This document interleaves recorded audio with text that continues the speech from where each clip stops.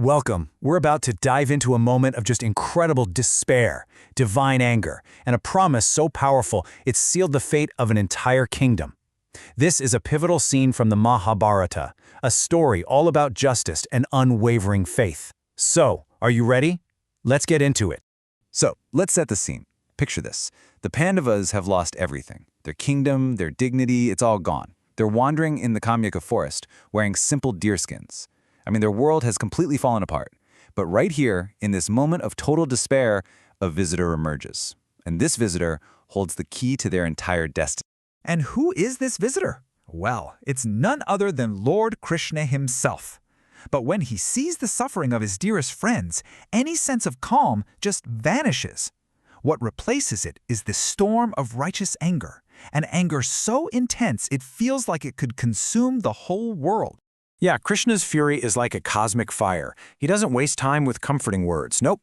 He unleashes this torrent of divine wrath, and he vows right then and there to bring justice to the four villains who orchestrated this whole unforgivable mess.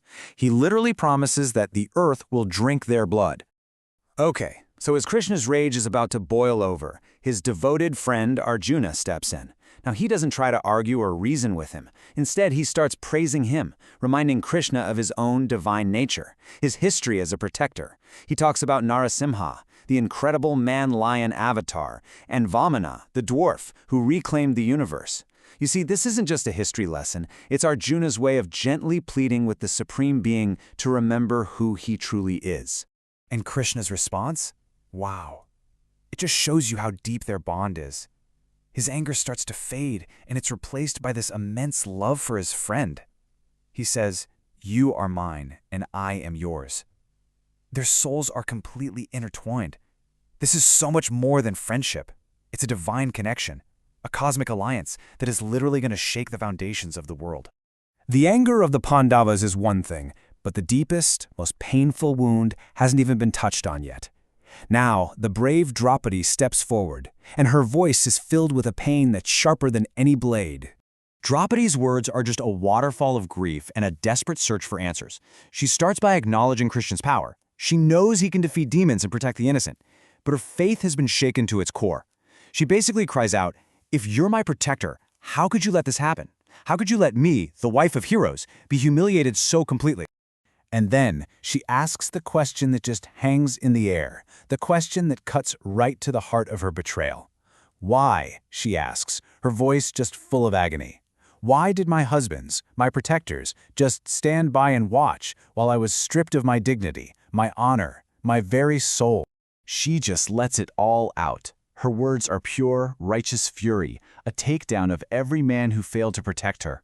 She curses Bhima's strength, Arjuna's famous bow, the very symbols of their power. She's screaming, "What good are these weapons if you can't even protect your own wife?" And then her anger turns to the elders, the men who just stood by and watched as their own daughter-in-law was treated like a slave. Draupadi's words just hang in the air, a heavy testament to her suffering. The world is basically holding its breath. All eyes are on Krishna. What's he going to do? What can he do? And then Krishna speaks, and his voice, it isn't a whisper of comfort. It's a thunderclap of certainty. He doesn't offer empty platitudes. He offers a divine promise, a vow that's going to change everything and bring justice to the wicked. This is the turning point. Listen to this vow. It's not just a promise. It's a cosmic law. He's saying the heavens can fall, the mountains can crumble, the entire planet can break apart, but his word will stand. Justice will be served, and the wicked will pay. And just like that, Draupadi's tears stop. Her heart fills with this new sense of hope. She believes in Krishna, in his absolute promise of justice. In Arjuna, his own faith totally restored echoes her conviction. The path forward is now set. It cannot be otherwise. So, with Krishna's promise still ringing in their ears, the Pandavas go deeper into the forest. Their journey is far from over. The grief has been soothed, but the suffering is still there. And it's here, in the middle of the wilderness, that they meet a wise old sage, someone who's about to give them a whole new perspective on things. They meet the legendary Markandeya. And this isn't just any sage. This guy is ancient. We're talking has lived since the dawn of creation ancient. He's seen empires rise and fall, stars being born and dying. He's basically a living library of the entire universe's history. So you can imagine Yudhishthira is just confused. He goes up to this smiling sage and asks, "Why are you smiling? Everyone else here feels sorry for us, but you seem to be happy about our suffering?" And the sage's smile just gets wider. He says, "Oh, I'm not rejoicing in your pain. I'm just in awe of how fate works." He explains, "Your story, Yudhishthira, reminds me of another story, one as old as time itself, the story of Lord Rama. He was another righteous king, totally innocent, who was also exiled from his kingdom, but he never, ever gave up on Dharma." And right then, it all clicks for the Pandavas. Their suffering isn't a punishment, it's a test of their faith. Markandeya's words really hit home. Destiny happens to everyone, powerful or not. The real measure of a person isn't whether they can avoid trouble, but whether they stick to righteousness, to Dharma, right through the storm.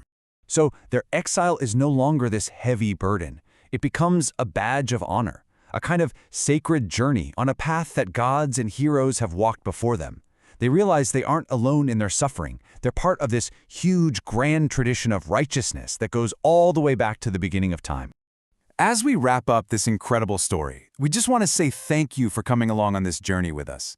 This tale, like so many others, is just such a powerful reminder of faith, justice, and the strength of the human spirit. Thank you so much for watching. Here at Gyan Kosh, we truly believe these ancient stories hold timeless wisdom that can make all of our lives richer. That's why we're so passionate about sharing these treasures with everyone in English, Hindi, Marathi, Tamil, and Bengali, and we've got more languages on the way soon. You know, our whole mission is to make the profound teachings of Sanatana Dharma easy for everyone to access. We explore sacred texts like the Srimad Bhagavatam and Mahabharata, and we share the amazing life stories of saints from all across India. We really believe these stories can help light the way to a more meaningful life. If this story resonated with you, we'd love for you to join our community.